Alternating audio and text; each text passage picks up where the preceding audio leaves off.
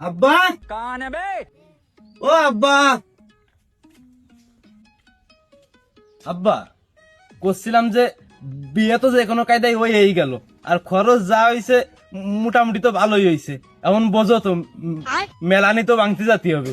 এখন আর কিছু টাকা যদি লাইন করে দিতে আব্বা, তাহলে যে মেলানিটা ভাঙে আসতাম আর কি। আরে বাপু, বিয়েটা করে দিছি এই পর্যন্তই শেষ। আমার কাছে আর কোনো টাকা পয়সা নেই। তাহলে তাহলে কি আর বাব্বা যাবো না? তুই যা করবি কর, আমার কিছু কইস না। হ্যাঁ, আরে না, আমার ওই হবে না, আমার ঝামেলা আছে, আমি মারাত্মক একটা ইমার্জেন্সি কাজে যাবো। আমার সময় নেই ভাই। এ জসিম ভাই, कौन है बे? কিরে ভাই, কি আইছে? মন খারাপ কয়, কালকে বিয়েতে পারলি না, আজকে আমার মন মরাই থাকলে হবে, সবসময় থাকলে হাসি খুশি পাগল কনকার। আমি রেডি, আমার কাপড় চুপড় সবকিছু মনে কাজ ওকে গুছাই গাছাই সব রেডি করা রয়েছে। কন্যা যাবি সেই কথাটা একটু কদি, কন্যা যাবি ভাই? কে তুই কনে যাবি? ওই শোনো কথাবার্তারা। আরে পাগল, আমার স্বাস্থ্য ভাই মেলানি ভাঙতে যাবে আর আমি যাবো না, তাই কি কোনোদিন হয় নাই?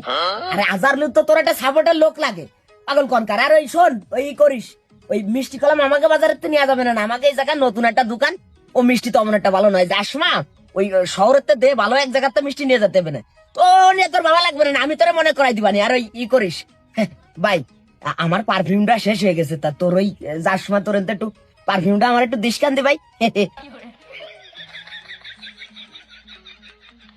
কি হয়েছে? কিনা কথা আসছে?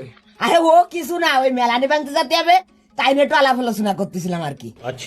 ও হয়, ভালো কথা।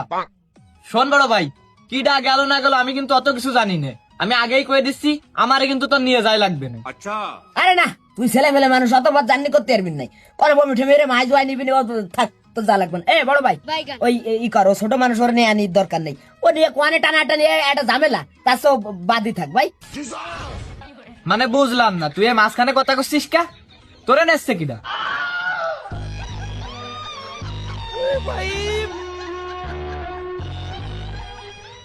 এ ভাই, ওরে জাতি কইছে কিডা? আরে তা জানে কিডা কিডা জাতি কইছে কি না কইছে, আমি নিজেই তো কনফিউশনে আছি। আর এমনিতেও যা হবে নাকি না তারও কোনো ঠিক নেই, কারণ কাছে টোটালি কোনো টাকা পয়সা নেই। দই ডাক্তার কি করলি এতক্ষণ পরে? মানে মেলানি ভাঙতে যাবে, তার কাছে টাকা নেই, শালার কি কব, আল্লাহ রে আল্লাহ, এ কি মানুষের সামনে কোয়া যায়? হ্যাঁ, এই ভাই, তোর অত টেনশন করা লাগবে না, তুই ওই টাকা পয়সা যা লাগে ওই কাকার কাছে নিস কেন? ও তাহলে থাক গে, বাদ দাও। দই দেখ, কাকা আবার কি করলো? কাকার কথা শুনে তো টোটাল ফাটাই গেলাম। মানে আমি একটা জিনিসই বুঝলাম না, তুই এত মাঝখানে কথা করছিস কিসের জন্য? মানে তোরে নিয়ে যাচ্ছে কিনা, তুই সেই কথার উত্তর ডাকে দাদি। মানে মেলানি ভাঙতে যাবো আমি ভাই আর দুলো ভাই, আর তুই এত মাঝখানে লাফালাফি হচ্ছিস কিসের জন্য? কদি ভাই, এরে কি কতি আই? আরে পাগল, একটা জায়গা যাচ্ছি, এটা গুরুত্বপূর্ণ কাজে, তো সেই জায়গাটা বুঝাশোনা লোকের প্রয়োজন আছে না? পাগল কনকার। না, তা তুই যে বুঝা শোনা লোক, এ কথা কলো কিডা তোরে? हमको सिर्फ फांसी का सजा चाहिए। আলে এই গেলি সবাই মিলে যা, না গেলি বাদ দে, ভেজাল কান্দাল করিস না। আরে বাবু, আমি তো ওইটাই ওরা বোঝানোর চেষ্টা করতেছিলাম, কিন্তু ও তো বুঝতে চাচ্ছে না। যাই হোক ভাই, শোন, ছেলে পেলের কথায় যদি আমরা কান দিই, তাহলে মনে কাজ আমরা কাজে আগতে পারবো না। এখন আমি যা কই তুই তাই শোন, এদিকে আয়। শোন ভাই, তোর তো মেন প্রবলেমই আছে টাকা পয়সা, তাই তো? আমি এটা বুঝতে পারিছি, আমি জানি এটা বড় প্রবলেম। আমি করছিলাম কি, যে তোর শ্বশুরের একটাবার একটু কল দিয়ে দেখবি না, কোনো টাকা পয়সা দিয়ে তো নেই। হ্যালো, তুই কি বুঝাই আসিস না? হ্যাঁ, বুঝলাম না তো। মানে মেলানি ভাঙতে যাবো, তাই তো শ্বশুরে ফোন দেওয়া যায়? শ্বশুরের কাছে টাকা আসলে কি মনে করবেন এসে? আরে পাগল, সে কথা তো আমি বুঝতেছি রে।